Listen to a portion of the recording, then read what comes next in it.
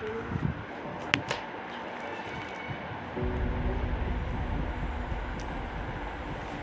हम समझेंगे भारत के उत्थान और पतन 84 जन्मों की अद्भुत कहानी के बारे में। यही सृष्टि चक्र को परमात्मा ने सीढ़ी के रूप में दिखाया है और इसमें स्पष्ट है कि इस युग में हम कितना जन्म लेते हैं, उत्थान और पतन कैसे होती है ना।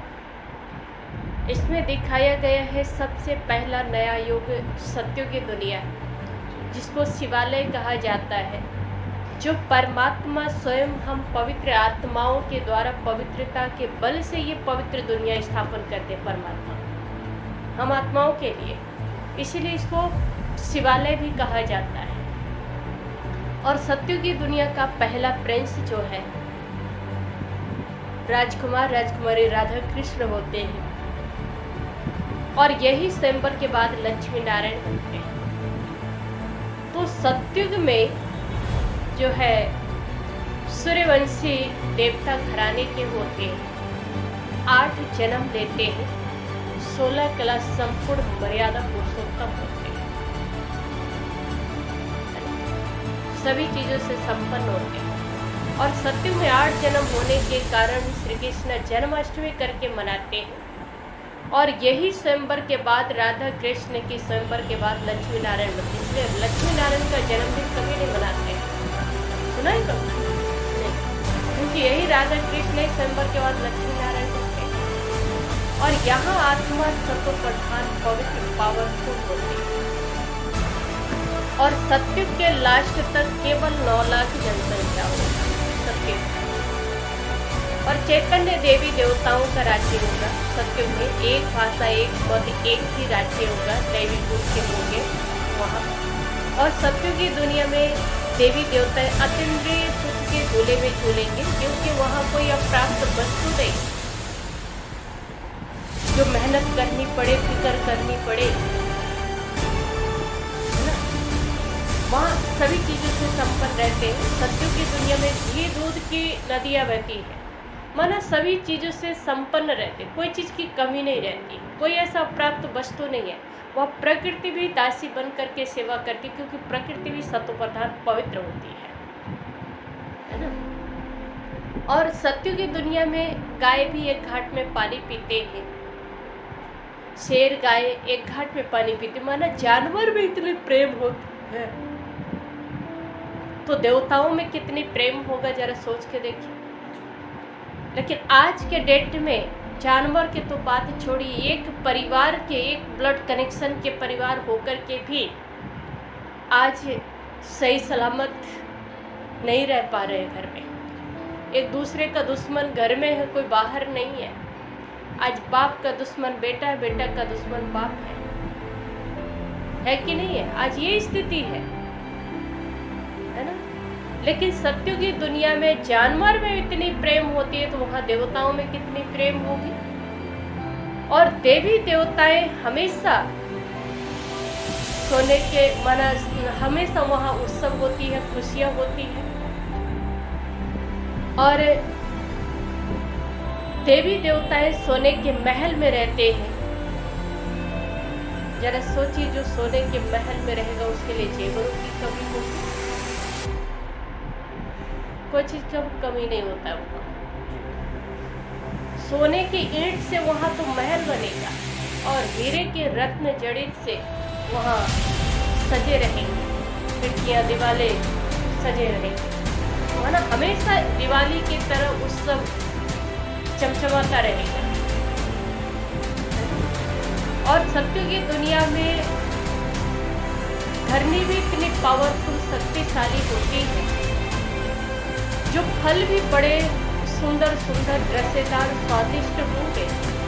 कीटनाशक रसायन दवाइयाँ डालने की जरूरत नहीं होगी, खाद डालने की जरूरत नहीं होगी रसायन, क्योंकि ये दुनिया जब विनाश होगा तो सड़ गल के यही मट्टी में खाद बनेगा। यही मट्टी फिर इतनी पावरफुल शक्तिशाली होगा, इतनी उत्परा शक्ति होगी जमीन में कि इतने सुंदर सुंदर जो वहाँ उपजाऊ होगा, जो अलग से फल से जूस निकालने की जरूरत नहीं होगी, इतने रसेदार होंगे। और स्वादिष्ट भी होगा। आज देखिए मीठा नहीं होता तो चीनी मीठा मिलाना पड़ता है ना? लेकिन वहाँ नेचुरल मीठा होगा और इतनी स्वादिष्ट होगा और इतनी रसेदार होगा जो आपको अलग से फल से जूस निकाल के पीने की जरूरत नहीं होगी वहाँ पर सत्य की दुनिया में।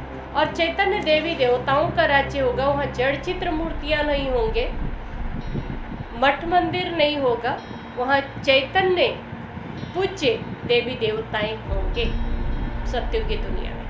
ठीक है।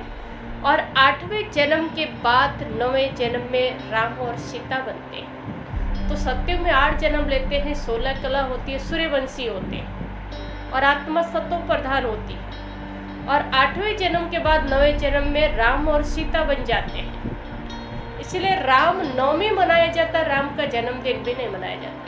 8वें जन्म के बाद 9वें जन्म में राम और सीता बन जाते हैं। सत्युग में लक्ष्मी नारायण का राज्य होता है, त्रेता में राम और सीता का राज्य होता है ना।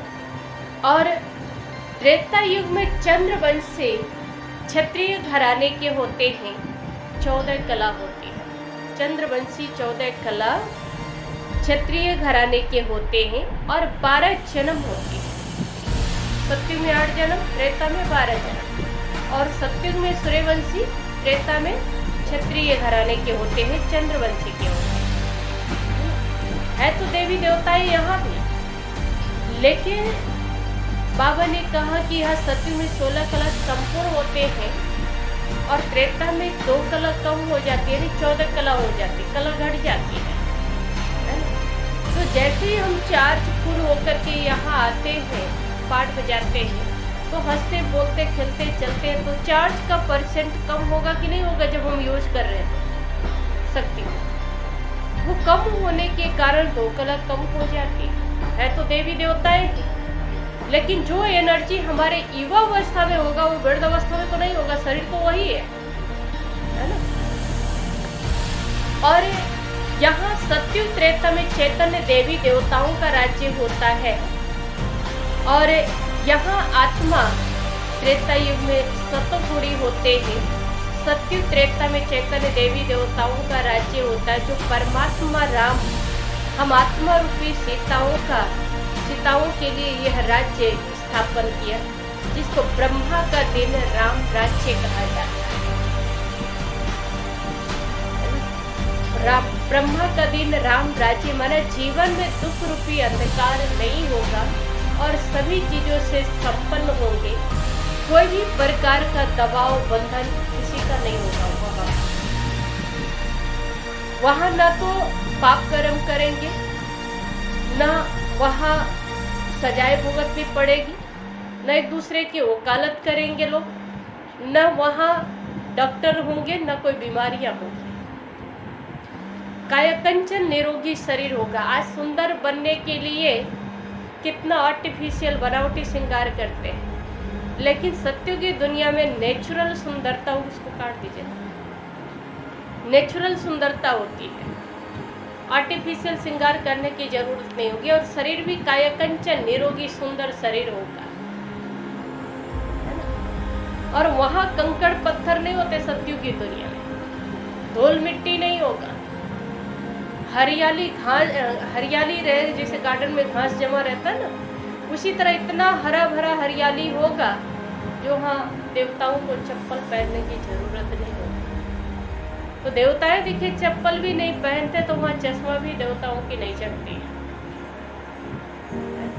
आज के डेट पे तो छोटे छोटे बच्चों को चश्मा चढ़ जा रहा है। क्यों? क्योंकि बिस्तर से उतरते ही चप्पल पहनने की आदत है और बिना चप्पल के रहने का आदत है, चलने का आदत है, क्योंकि यहाँ कंकड़ पत्थर है, अनेक तरह के कांटे हैं, चुभते हैं, इसीलिए सुरक्षित के लिए करते हैं। और सत्युग त्रेता के बाद जो सत्युग त्रेता यही भारत सोने की चिड़िया थी, अविनाशी खंड था ये भारत, इसीलिए भारत को अविनाशी प्राचीन खंड कहा गया। और भारत में ही स्वर्ग बनता है, भारत में ही परमात्मा अवतरण होते हैं। भारत ही सोने की चिड़िया थी। और सत्युग त्रेता के बाद आता है द्वापर युग। तो द्वापर युग में चंद्रवंशी से वैश्यवंशी बन जाते हैं। सत्युग में सूर्यवंशी, त्रेता में चंद्रवंशी और द्वापर युग में वैश्यवंशी, वैश्य माना पुजारी बन जाते हैं, है ना। द्वापर आधा राज्य देवी देवताओं का है और आधा राज्य रावण का है। जैसे जैसे शक्ति घटती जाती है तो विकारों की प्रवेशता द्वापर युग से होने लगती है। तो 5 विकार रूप में रावण ही हमारा दुश्मन और यही सर्वव्यापी है और यही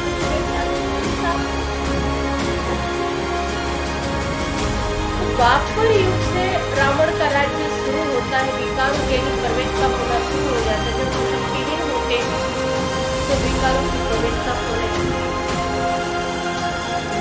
परमात्मा का कनेक्ट तो है नहीं यहाँ, तो हमारा शक्ति कायम रहती है ना। यहाँ तो हम सभी चीजों से संपन्न सुखी रहते हैं, इसलिए भगवान को याद करते नहीं। इसलिए गायन भी है कि दुख में सिमरण सब करे, सुख में करे न कोई। अगर सुख में सिमरण सब करे तो दुख काहे को है। तो सुखी में कोई भी भगवान को याद करते ही नहीं, मौज मस्ती में रहते, खो जाते, है ना, भगवान को याद नहीं करते। और जन्म मरण के चक्र में आकर के धीरे धीरे हमारे जैसे पाठ बजाते हैं, एक शरीर छोड़ते दूसरा लेते हैं। और आयु भी 150 वर्ष का आयु फिक्स होती है सत्युग में, त्रेता में 125 वर्ष आयु फिक्स होती है, ठीक है, फिक्स होती है। और द्वापर युग में फिर वैश्य वंशी के बन जाते हैं और 8 कला केवल होती है। 14 कला से 16 से 14, 14 से 8 कला रह जाती है। और जन्म 21 होता है द्वापर युग में, 21 जन्म होता है। और पहले पहले जब भक्ति शुरू हुई तो अव्य विचारी भक्ति शुरू हुई। माना एक शिव की पूजा करते थे, आराधना करते थे। विक्रमादित्य राजा महाराजा से राजा बन करके सोने का, हीरे का शिवलिंग, सोने का मंदिर बना करके अपने भावनाओं को अर्पित करते थे।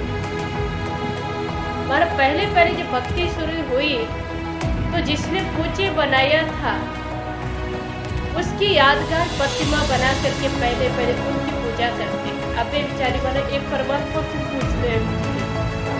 फिर धीरे धीरे बेविचारी भक्ति होने लगती है। कोई कृष्ण को मानते, कोई लक्ष्मी नारायण को मानते हैं, कोई शंकर पार्वती को मानते, कोई हनुमान गणेश को मानते हैं। पर जिसके प्रति जिसके अंदर जो भावना बैठ जाती है उसकी चित्र मूर्तियां बना करके पूजा पाठ करना आरंभ कर। जो चैतन्य देवी देवताएं थे वो अपना ही यादगार जड़ चित्र मूर्तियां बना करके, हम पूजे से पुजारी बन करके उनकी यादगार जड़ चित्र मूर्तियां की खुद हम पूजा करते हैं द्वापर युग से। और द्वापर युग में ही अनेक धर्म की स्थापना होगी,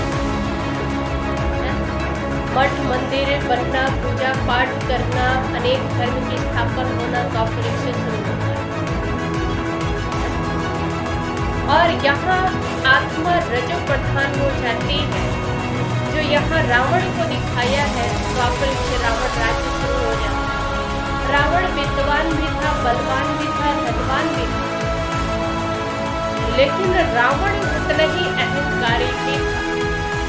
जब राम से सीता को हर के ले गया था रावण, तो कहाँ रखा था मालूम है? अशुभ वाटिका में रखा था, फूलों की बगीचा में रखा था। उसकी बहन अपवित्र थी, सीता को पवित्र, सीता का होता पवित्र। तो सीता पवित्र होने के कारण सीता को अशुभ वाटिका में रखा, फूलों की बगीचा। और सीता जब अपने को दूध के अंकुश से घेर ले, उसके बाद चैलेंज के साथ कही कि हे रावण, तुम इसके अंदर आओगे तो जल के भस्मीभूत हो जाओगे, खाक हो जाओगे। और रावण तो विद्वान था, सीता की शक्ति को जानता था, वो जानता था, विद्वान भी था, बलवान भी था, धनवान भी था, लेकिन अहंकार भी था। वो किसी से डरता नहीं था, लेकिन एक सीता जैसे नारी के वचन से रावण डरा था। तो वो है पवित्रता की ताकत, जो किसी से डरता नहीं था, लेकिन सीता जैसे नारी के वचन से रावण डरा था।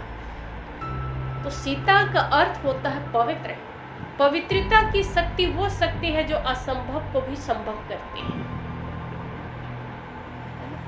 जो रावण ने सीता का कुछ भी बिगाड़ नहीं पाया, कुछ भी नहीं कर सका, है ना। सीता जैसे नारी के वचन से रावण डर गया था। और द्वापर युग के बाद कलयुगी दुनिया आता है। तो कलयुगी दुनिया में शूद्र बढ़ के हो जाते हैं, वैसे से शूद्र बढ़ के हो जाते हैं और 42 जन्म लेते हैं और एक भी कला नहीं होता है, कलाहीन होते हैं। आज यहाँ किसके साथ कैसे बात व्यवहार करना है, कैसे उठना है, कैसे चलना है, कैसे पहनना है, कोई तौर तरीका है? किसके साथ कैसे बिहेवियर करना है, कोई तौर तरीका है आज? बिल्कुल ही नहीं है।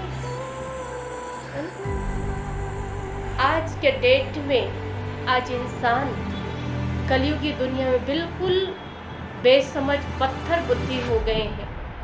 जो पेड़ पौधे को पत्थर टिकर को पूछते पूछते बुद्धि भी इतनी पत्थर बन गई है, जो कितना भी समझाओ जानवर को असर पड़ जाता पर इंसान को असर नहीं पड़ता। और एक दूसरे का चीर हरण करते, अपनी इज्जत की तरफ, अपने घर की बहन बेटियों की तरह दूसरे को बहन बेटी को भी अपनी बहन बेटी की तरह समझे।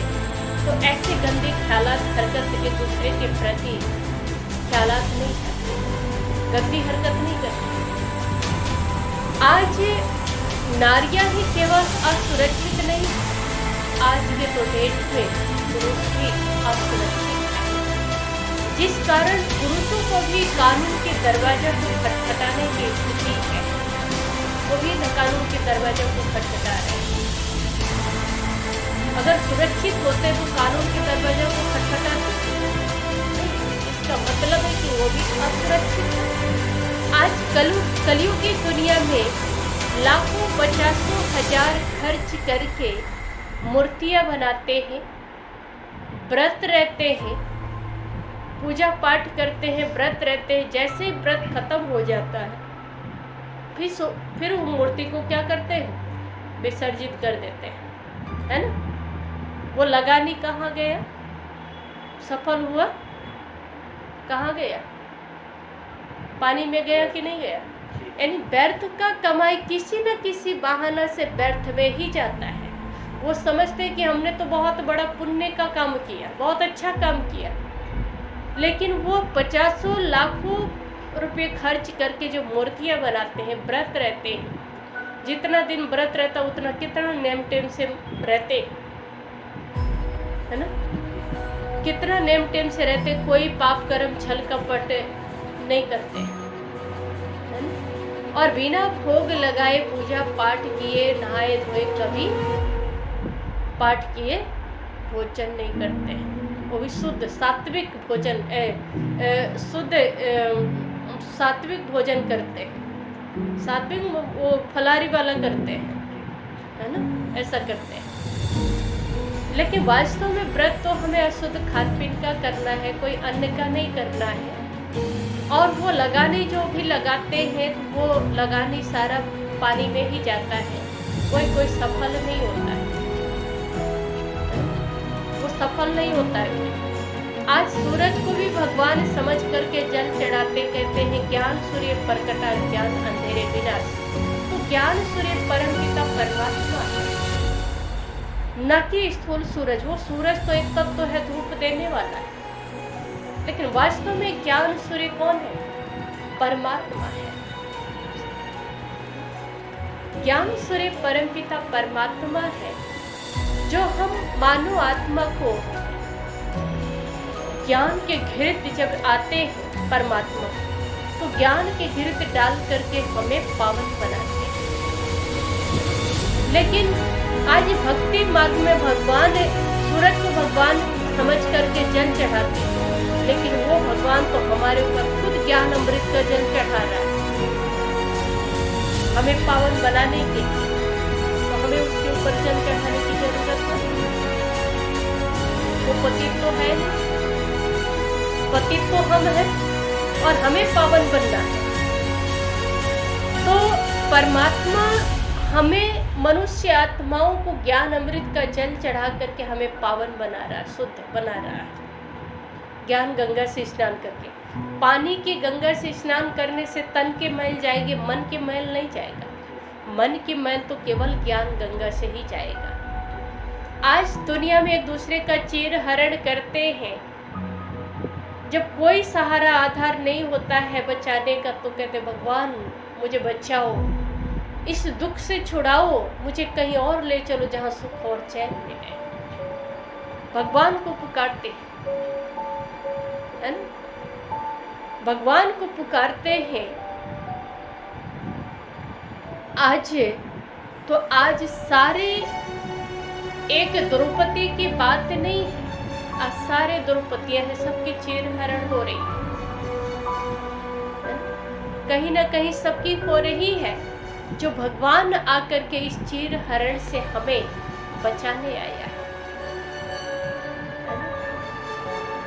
आज दुनिया में, कलयुगी दुनिया में अज्ञानता के कारण आज शास्त्रवादी लोग जो कहते हैं कि कलयुग की समाप्ति का समय तो अभी लाखों वर्ष पड़ी है, तो मनुष्य के अंदर ये भ्रम बैठ गया है कि अभी मौज मस्ती कर ले, जब बुजुर्ग होंगे बिस्तर में पड़ेंगे तो सोए सोए याद कर लेंगे। लेकिन कलयुगी दुनिया में शरीर का भरोसा भी नहीं है, समय का भरोसा भी नहीं है। यदि हम बिस्तर में पड़ भी जाए, भगवान को याद करें और अनेक प्रकार के उस वक्त से बीमारियों से, दर्द से जूझेंगे, चलने का ताकत नहीं होगा, उस दुख से छूटने के लिए भगवान डायरेक्शन देगा, पर उस डायरेक्शन अनुसार आपको चलने की ताकत ही नहीं रहेगा, भगवान क्या करेगा? भगवान तो रास्ता ही बताएगा ना, पर मंजिल पर पहुंचने के लिए खुद को मेहनत करनी पड़ेगी, पर वो मेहनत करने की ताकत ही नहीं रहेगा जब, तो क्या करेंगे है ना? इसलिए हर घड़ी अंतिम घड़ी समझ करके पुरुषार्थ करना है। इस कलयुगी दुनिया में समय का, शरीर का भरोसा नहीं है, और हम इंतजार करके बैठे बुजुर्ग अवस्था आएगा, क्या पता उसके पहले ही हमारा शरीर छूट जाए, और हम कर्म का, श्रेष्ठ कर्म का बीज बोएंगे नहीं तो फल कहाँ से मिलेगा? आज दुनिया में शांति लाने के लिए कितने सभी नेताएं, अनेक धर्म के लोग मिलकर के शांति सम्मेलन करते हैं, कितनी बड़ी बड़ी सभाएं करते हैं दुनिया में शांति लाने के लिए, एकजुटता लाने के लिए। लेकिन आज शांति तब होगा जब हम विकारों से मुक्त होंगे। विकारों के वशीभूत तो हम खुद हैं, खुद अपनी कुर्सी के लिए लड़ रहे आपस में, दुनिया में शांति कहाँ से लाएंगे? संभव है? कदापि नहीं। जब तक हम इन विकारों से, काम, क्रोध, लोभ, अहंकार, ईर्ष्या, द्वेष, घृणा, नफरत की भावनाएं, इन विकारों से जब तक मुक्त नहीं होंगे, विकारों पर विजय प्राप्त नहीं करेंगे, तब तक हम विश्व में शांति ला ही नहीं सकते। संभव ही नहीं, चाहे कितना भी सम्मेलन करें। खुद अपने कुर्सी के लिए दुनिया लड़ रही है आज आपस में, वो देश क्या चलाएंगे? देश में शांति क्या लाएंगे? आज साधु समाज लोग भी आपस में बैठते हैं, इसकी दुनिया को कैसे थामा जाए, पाप से कैसे मुक्त किया जाए, बचाया जाए। तो पहले के जो साधु सन्यासी थे, बहुत त्यागी, तपस्वी थे, ब्रह्मचारी थे। आज के साधु सन्यासी भले वो गेरुआ वस्त्र पहनते हैं, लेकिन जो प्योरिटी पहले के सन्यासियों में थी, त्याग तपस्या था, वो आज नहीं है। आज तो कितना ठाट बाट से रहते हैं, और दिन भर वस्त्र पहनते हैं गेरुआ, और शाम को शराब के भट्टी में भी पहुंच जाते हैं। धर्म के नाम पर न जाने कितने अधर्म करते हैं, जिस कारण आज अधर्म करने के कारण ही धर्म की ग्लानि हुई है। तो अधर्म के नाश कर एक सत्य धर्म स्थापन करने के लिए परमात्मा इस धरा पर अवतरित होते हैं। आज जब दुनिया काट मार झगड़ा लड़ाई इतनी तमो प्रधान पतित बन गए हैं, डिस्चार्ज शक्तिहीन हो गए हैं कि एक दूसरे का थोड़ा भी कोई भी बातें परिस्थिति सहन करने का सामना करने की क्षमता है ही नहीं, जिस कारण एक दूसरे में एकदम काट मार झगड़ा लड़ाई कोने नाहे खेल आज खेल रहे हैं।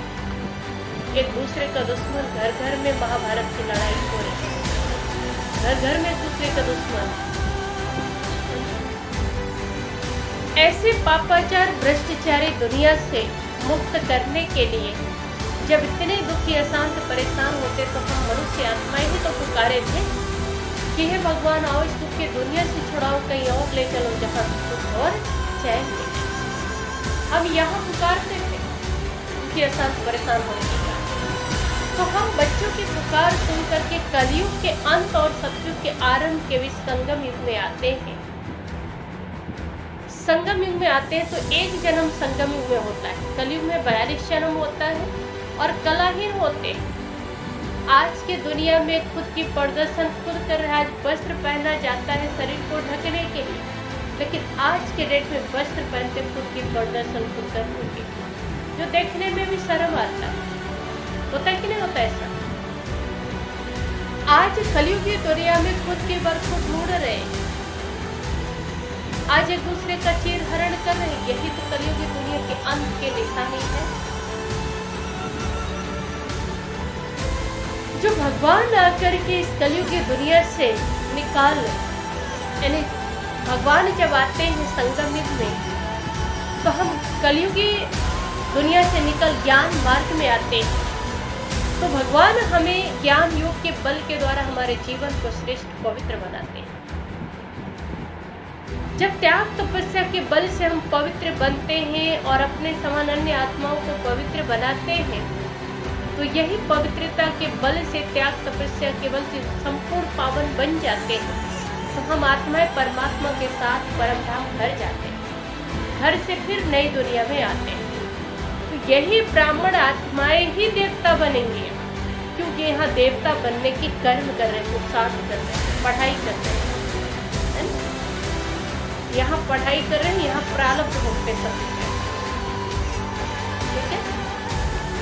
तो सत्युग में 8 जन्म लेते हैं और त्रेता में 12 जन्म। 8 12 कितना हो गया? 20 हो गया। 21 जन्म द्वापर युग में कितना हो गया?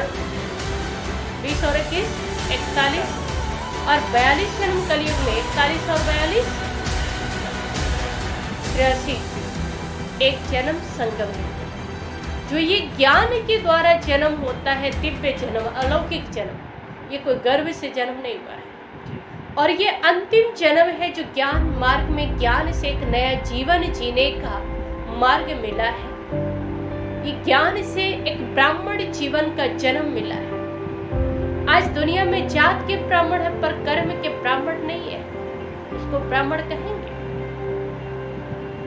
नहीं कहेंगे। जात के चाहे कोई भी हो, लेकिन यहाँ कर्म के महत्व दी जाए तो उसकी कर्म श्रेष्ठ है। वो श्रेष्ठ कर्म कर रहा है, श्रेष्ठ मार्ग दिखा रहा है, श्रेष्ठ मार्ग पर चल रहा है, वास्तव में वही ब्राह्मण है। अजात के ब्राह्मण पर कर्म के ब्राह्मण है ही, उसको ब्राह्मण नहीं कह सकते। यह जात का भेदभाव तो मनुष्य ने कर्म के आधार से बंटवारा किया, भगवान ने नहीं किया है। भगवान के तो सभी आत्माएं बच्चे, और यहाँ कोई भी जात का भेदभाव नहीं है। यहाँ कर्म की महत्व दी जाती है, जात के महत्व नहीं दी जाती। अगर जात के चाहे कोई कितना भी नीच हो, लेकिन उसका कर्म श्रेष्ठ, उसकी खान पीन सुंदर है, सात्विक है, उसकी त्याग तपस्या है, उसके अंदर नियम मर्यादाओं में चल रहा है, तो कोई ब्राह्मण से कम थोड़ी है। अजात के ब्राह्मण है पर कर रहा काटवा, अशुद्ध खाना, उसको ब्राह्मण कहेंगे? कदापि नहीं कह सकते।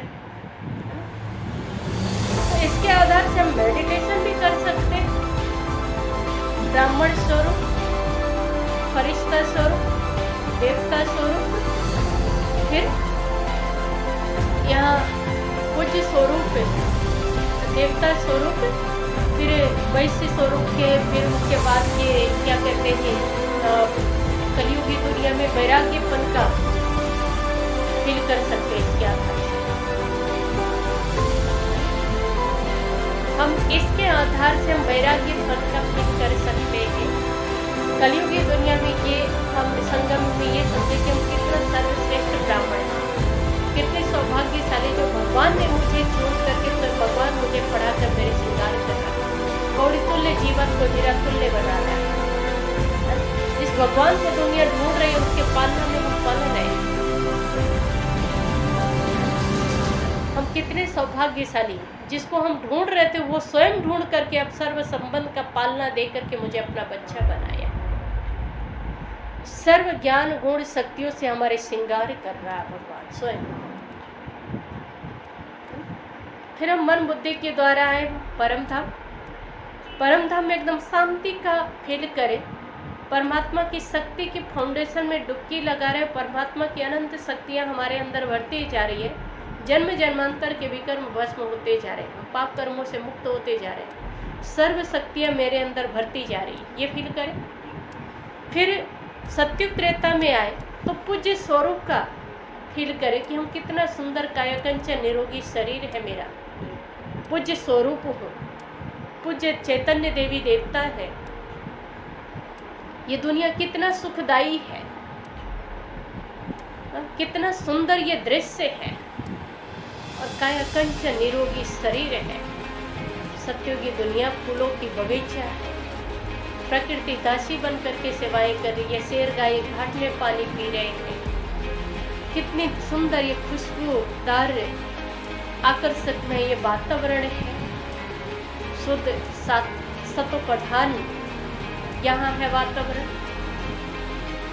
है ना, सदा बहार मौसम है और सभी चीजों से संपन्न, कोई चीज की कमी नहीं। ये फील करें सोने के महल में है, या हमेशा उत्सव है, खुशियां है, दिवाली है, ये फील करें। और द्वापर युग में जाए तो ये फील करें कि जो भी जड़ चित्र मूर्तियां मंदिरों में बने हैं वो हमारा ही यादगार है। उस जड़ चित्र मूर्तियां में अथवा इस शरीर रूपी मंदिर में मैं आत्मा विराजमान, मुझे लाखों करोड़ों आत्माएं, तड़पती भटकती हुई आत्माएं मुझे पुकार रहे हैं, दुख अशांत परेशान है, वो मुझे ढूंढ रहे, तड़प रहे, भटक रहे, और उन आत्माओं को परमात्मा के द्वारा प्राप्त हुई शक्तियों से उनके अंदर जो भी आवश्यक शक्ति है, गुण है, जिन आत्माओं को, उन आत्माओं को उस शक्ति से भर के मैं सर्व आत्माओं को पूर्ण संतुष्ट करती जा रही हूँ और दुख अशांत परेशान से मुक्त करते जा रही हूँ। ये फील करें। जिस आत्माओं को जिस शक्ति की आवश्यकता है, जिस वरदान की आवश्यकता है, उस सर्व वरदानों से, शक्तियों से हम भरपूर कर रहे हैं, जिसे दुख अशांत परेशान से मुक्त होते जा रहे हैं। वो शांति का फील कर रहे हैं, खुशी का, आनंद का फील कर रहे हैं, ये फील करें। और कलयुगी दुनिया में जाए तो वैराग्यपन का फील करें कि ये दुनिया कितनी दुखदाई है, पापाचार, भ्रष्टाचार, अत्याचार है, होने ना है, खेल है ना, एकदम वैराग्यपन का फील करें। काट मार झगड़ा लड़ाई कितना है, दुनिया कितना आसान है, रोग व्याधियों से ग्रस्त है, तड़प रहे, चिल्ला रहे, भटक रहे, इस तरह से वैराग्यपन का फील करें।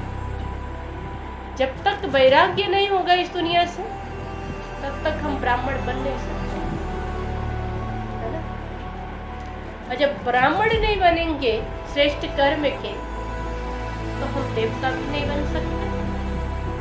तो इसके आधार से हम सुदर्शन चक्र भी फिरा सकते हैं कि हम क्या थे, क्या से क्या बन गए, भगवान मुझे क्या से क्या बना रहे हैं, कहाँ ले जा रहे हैं। इस आधार से हम सुदर्शन चक्र फिरा सकते हैं।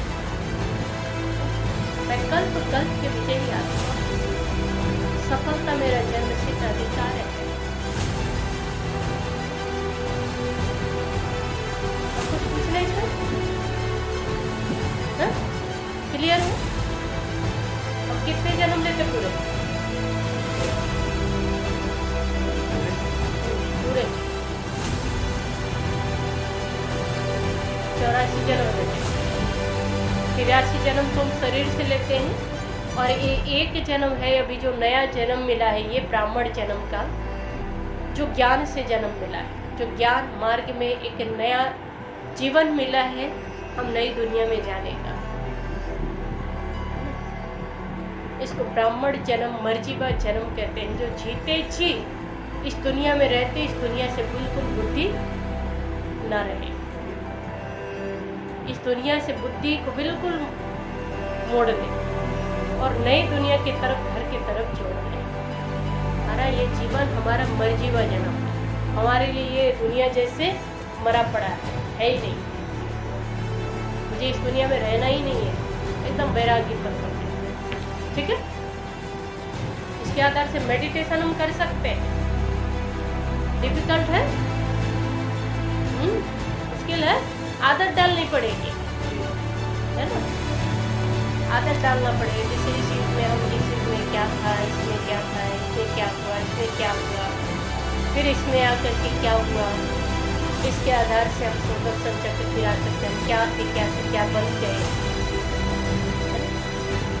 और दुनिया में जो भी हो रहा है ये पूरे लौटा हुआ इफेक्ट से है, नथिंग न्यू। जो कुछ हो रहा है ड्रामा में पहले से लोग थे, तो जो पहले हुआ तो वो आज भी हो रहा है, कोई नया नहीं है। इस स्मृति सब कोई भी परिस्थिति को देख करके हलचल से नहीं आए, अच्छा लड़ो और नई दुनिया में जाना है। जब तक पुरानी दुनिया विनाश नहीं होगा, सत्य की दुनिया आएगा कैसे? ये खुशी होगा अंदर से, नशा रहेगा, वो कभी घबराएगा नहीं परिस्थिति को देखकर। ठीक है, और इसमें बताया गया मनुष्य सृष्टि रूपी कल्प वृक्ष के बारे में। आत्मा का बीज रूप परमपिता परमात्मा है। बीज से 2 पत्ते निकलते हैं, ब्रह्मा और सरस्वती, है ना। और इनके परमात्मा ब्रह्मा के द्वारा ज्ञान सुना करके मुख्य वंशावली ब्राह्मणों की रचना किया, तो ये प्रजा का पिता है। और इस यज्ञ की पहली कन्या जगदम्बा सरस्वती है। तो इस यज्ञ का जिम्मेवारी पूरा ब्रह्मा बाबा ने, पूरा जो 18 लाख आया था, तो इनके हिस्से में सौंप दिया, इनके ऊपर सौंप दिया था जिम्मेवारी। अपने हाथ में लेकर के शासन नहीं चलाया, है ना। और ये दोनों मिल करके सहयोग सेवा करके मुख्य वंशावली ब्राह्मणों की रचना किए। एक दूसरे से तीसरे, दूसरे तीसरे ऐसे निकलते गए, है ना। ये मनुष्य आत्मा, मनुष्य बाबा ने कहा ये मनुष्य आत्माएं का स्थिति का फाउंडेशन जो है हमारा जब मजबूत होगा तो तना स्वतः मजबूत होगा। और मनुष्य आत्माओं का बीज रूप जो है परमात्मा है। अब ब्राह्मण आत्माएं अपने स्थिति रूपी फाउंडेशन को मजबूत करते त्याग तपस्या के बल से। दुनिया में भी, भक्ति में भी जड़ों में तपस्या किया हुआ दिखाया है। तो जड़ों में तपस्या किया हुआ दिखाने का यादगार है कि अपने स्थिति रूपी फाउंडेशन को मजबूत करो। जब हमारी स्थिति रूपी फाउंडेशन मजबूत होगा, ज्ञान योग के बल के द्वारा श्रेष्ठ पवित्र बनेंगे, दिव्य गुण धारण करेंगे, तो हम नई सत्यों की दुनिया में आकर के देवी देवता बनेंगे। तो देवी देवताओं को तना के रूप में दिखाया है ना, तना के रूप में दिखाया है सतयुग त्रेता में। फिर द्वापर युग आया, तो द्वापर युग से अनेक धर्म की झाड़ की वृद्धि होता है। इब्राहिम आकर के अपने धर्म की झाड़ वृद्धि करते हैं, बुद्ध अपने धर्म की झाड़ की वृद्धि करते हैं, और ये आदि सनातन देवी देवता धर्म की स्थापना कर परमात्मा करते हैं। इसलिए ये तना के रूप में दिखाया है आधार है। और द्वापर युग में अनेक धर्म स्थापक आकर के, धर्म पिता आकर के अपने अपने धर्म की झाड़ की वृद्धि करते हैं, और मठ मंदिर बनाना, पूजा पाठ करना शुरू करते हैं द्वापर युग से। फिर कलयुगी दुनिया आता है, तो कलयुगी दुनिया में धर्म के नाम पर अधर्म, पापाचार, भ्रष्टाचार, अत्याचार होने लगता है।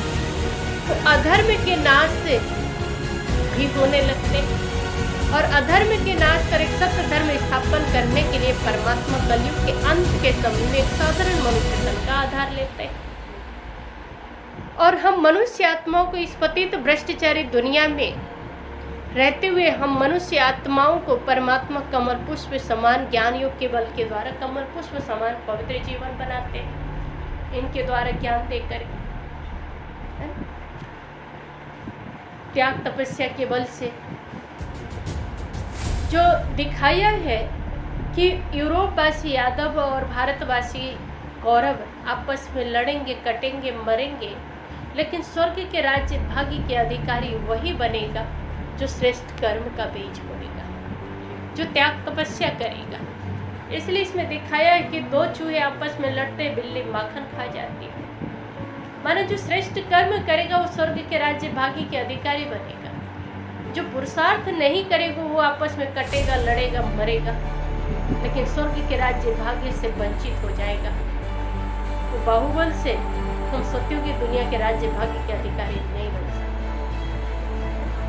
और सभी आत्माएं मच्छरों सदृश से सभी आत्माएं घर जाएंगे, विनाश हो जाएगा, परम धाम, फिर नई दुनिया में आएगा। ठीक है। और ये पुरुषोत्तम संगम युग है। पुरुषोत्तम संगम युग है यानी अपने जीवन को पुरुषार्थ करके उत्तम श्रेष्ठ बनाने का युग है। श्रेष्ठ कर्म का बीज बोने का समय है ये संगम। जन्म जन्मांतर तो हम गफलत करते हैं और भगवान केवल संगम युग में ही आकर के हम बच्चों को पढ़ाते हैं, पतित से पावन बनाते हैं। भगवान और युग में नहीं आते, केवल संगम युग में ही आते हैं। तो संगम युग में भगवान आकर के हम बच्चों को त्याग तपस्या करवाते हैं, श्रेष्ठ ब्राह्मण बनाते हैं त्याग तपस्या के वजह से। आज दुनिया में नर के माना इतनी नर्क दुनिया विकारों के वशीभूत होने के कारण इतना दुख या पापाचार, भ्रष्टाचार, अत्याचार है कि इस धरनी भी ये दुनिया का पाप सह नहीं पा रही, वो भी अपना हलचल दिखा रही है। ये भूकंप आया था अचानक, बताकर थोड़ी आया था। माना ये धरनी में भी इतनी पाप चरम सीमा चढ़ गया है कि ये भी थामना मुश्किल है, बर्दाश्त नहीं कर पा रहा है, वो भी अपना हलचल दिखा रहा है ना। आए दिन कोई ना कोई पाप कर्म, भ्रष्टाचार, अत्याचार हो ही रहे हैं। हो रहा कि नहीं हो रहा? काट मार, झगड़ा, लड़ाई हो ही रहा है। तो इस दुनिया से बिल्कुल वैराग्य आता है कि इस दुनिया में रहने से अच्छा न रहना ही अच्छा, दुख या शांत परेशान होने के कारण। तो वह आकर के दोनों ज्ञान मार्ग में आते हैं। जो अविनाशी रुद्र गीता ज्ञान यज्ञ में, दुनिया में जो यज्ञ रचते तो साल में 1-2 बार रचते हैं, हफ्ते महीने दिन के लिए रचते हैं, लेकिन यह अविनाशी रुद्र ज्ञान गीता ज्ञान यज्ञ जो है ये प्रतिदिन चलता है। यानी परमात्मा के महावाक्य भी प्रतिदिन चलता है, परमात्मा को प्रतिदिन ध्यान भी करते हैं। तो परमात्मा का ध्यान यानी याद ही अग्नि है जिसमें अपने विकारों की आहुति डालना है, और ज्ञान गंगा है। तो ज्ञान योग के बल के द्वारा अपने अंदर के विकारों की आहुति का हवन करते हैं, आहुति डालते हैं, है ना। जब तक अपने अंदर के विकारों के हवन नहीं करेंगे तब तक हम त्याग तपस्या नहीं कर सकेंगे। हमारे पुरुषार्थ में यही विघ्न रूप बनेगा, रुकावट डालेगा, है। जब हम त्याग तपस्या नहीं करेंगे, संपूर्ण श्रेष्ठ नहीं बनेंगे, पावन नहीं बनेंगे, तो हम भविष्य नई दुनिया में जाकर के देवी देवता भी नहीं बन सकते। तो यहाँ विकारों पर विजय प्राप्त करते, दोनों अपने अपने अंदर के विकारों की आहुति डालते हैं, जलाते हैं परमात्मा की याद में, और यहाँ परमात्मा की ज्ञान योग के बल के द्वारा त्याग तपस्या करते हैं, पवित्रता को धारण करते हैं, और यही पवित्रता के बल से, त्याग तपस्या के बल से दिव्य गुण धारण करके फिर सत्य की दुनिया में देवी देवता बन जाते हैं, स्वर्ग दुनिया में आ जाते हैं, नर्क दुनिया से निकलकर।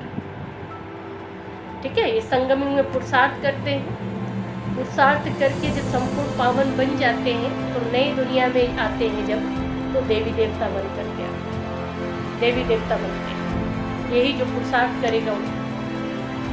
जो ये जैन धर्म का दिलवाड़ा मंदिर है, मुख्यालय माउंट आबू राजस्थान में ही पड़ता है। ये जड़ चित्र मूर्तियां और ऊपर स्वर्ग का सीन है, तो ये हमारा ही यादगार है। जो हम प्रैक्टिकल त्याग तपस्या कर रहे बैठ करके, ये हमारा ही यादगार जड़ चित्र मूर्तियां तपस्या मूर्त बैठाया है। बिना याद के बल से हम पावन बन नहीं सकते। जब तक पावन बनेंगे नहीं तब तक हम सत्य की दुनिया में जा नहीं सकते, है ना? तो ये हमारा ही यादगार है और ये अपने पांडव भवन का बैठे और शुरू में परमात्मा का मिलन जब होता था तो इसी भवन में हुआ करता था। इसमें केवल 5000 लोग लगभग आते हैं, तो 20, 25, 30 हजार लगभग ऐसे डायमंड पर बन गया है तो उसमें आते हैं। ट्रेनिंग हुई बड़े छोटे परिवार तो फिर सत्य बने ये थोड़ा कुछ दूरी है, ये ऊपर में माउंट टाउन में पड़ता है, तो शांति बन गए नीचे भी है।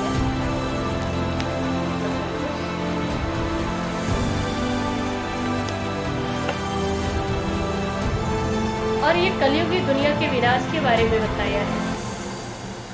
आज कलयुगी दुनिया में शास्त्रों के अनुसार कहते हैं, शास्त्रवादी लोग की कलयुग की समाप्ति का समय लाखों वर्ष पड़े हैं। अब ये जब सुनते हैं शास्त्रों के द्वारा, शास्त्रों के ज्ञान सुनते हैं, तो मनुष्य के अंदर ये भ्रम बढ़ जाता है कि अभी मौज मस्ती कर ले, जब बुजुर्ग होंगे बिस्तर में पड़ेंगे तो सोए सोए भगवान को याद करेंगे। लेकिन कलयुगी दुनिया में शरीर का भरोसा नहीं है, समय का भरोसा नहीं है। आज गोला बारूद बम्स बन रहे, यूज हो रहे हैं। ये सब दृश्य देखते हुए भी विश्व के सभी मनुष्य आत्माएं चिंता के चिता पर जल रहे हैं, खुद के बल खुद ढूंढ रहे हैं, खुद की प्रदर्शन खुद कर रहे हैं। ये सब दृश्य देखते हुए भी कहे कि अभी कलयुगी दुनिया की समाप्ति का समय लाखों वर्ष पड़ी तो घोर अज्ञान के अंधकार में है।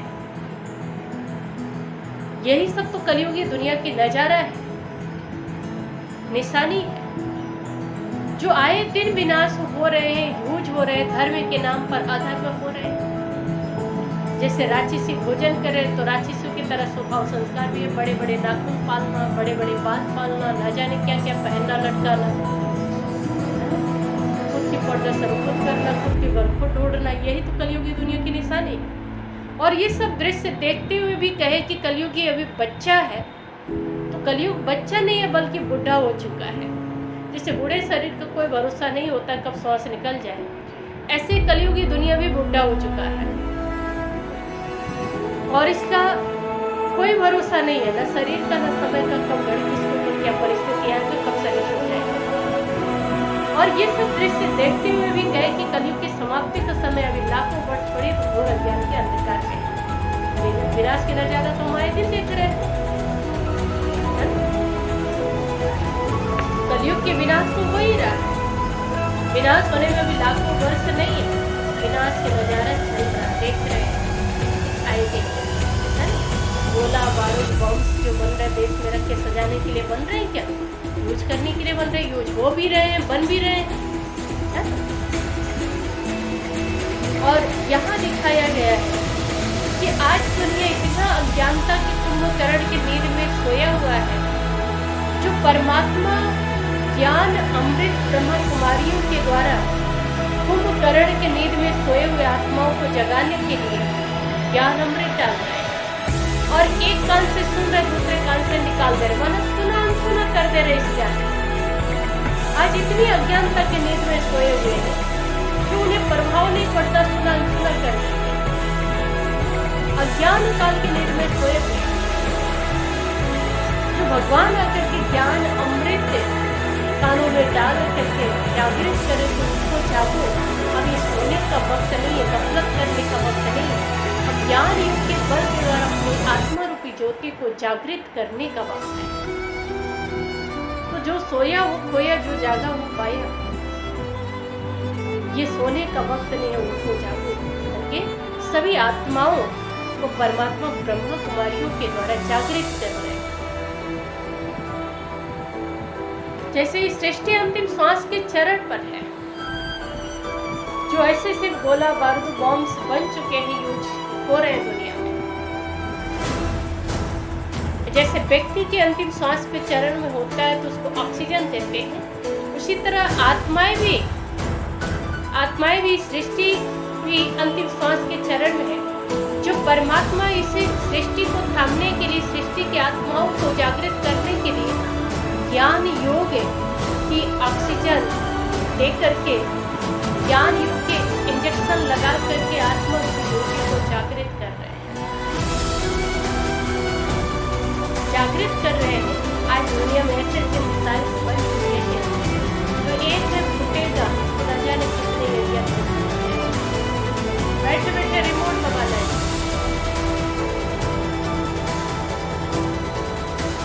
ऐसे से फिर फूट चुके दुनिया बिना कोई ना। आज भी कहे कलयुग बच्चा है तो कलयुग बच्चा नहीं है बल्कि बूढ़ा हो चुका है। कलयुग का कोई भरोसा नहीं है, कब घड़ी क्या पूछेगा। कलयुग के समाप्ति का समय आज इंसान के अंदर ये उठा के मौज मस्ती करते, जब बुजुर्ग होंगे तो इसका रूप पढ़ के सूरज को याद करते। लेकिन आज कलयुग की दुनिया में आयु का फिक्स डेट नहीं है। वृद्धावस्था आने से पहले क्या पता पहले शरीर छूट गया, क्या चर्चा नहीं करेंगे, श्रेष्ठ कर्म कभी जुड़े होंगे तो आज शास्त्रवादी लोग अनेक प्रकार की भ्रांतियां फैला रहे हैं। जो इंसान अनेक प्रकार की भ्रांतियों के कारण वो उलझन में फंसा है, तो उनको जागृत नहीं कर पा रहा है, कंफ्यूजन में है, भटक रहा, दर दर ठोकरे खा रहा है।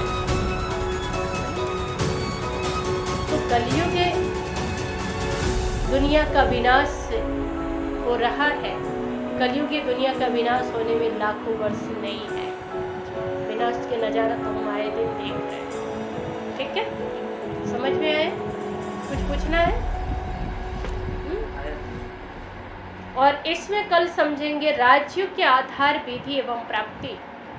परमात्मा को याद करने का आधार क्या है, याद से हमें प्राप्ति क्या क्या होती है, वो कल समझेंगे। ठीक है, आज के लिए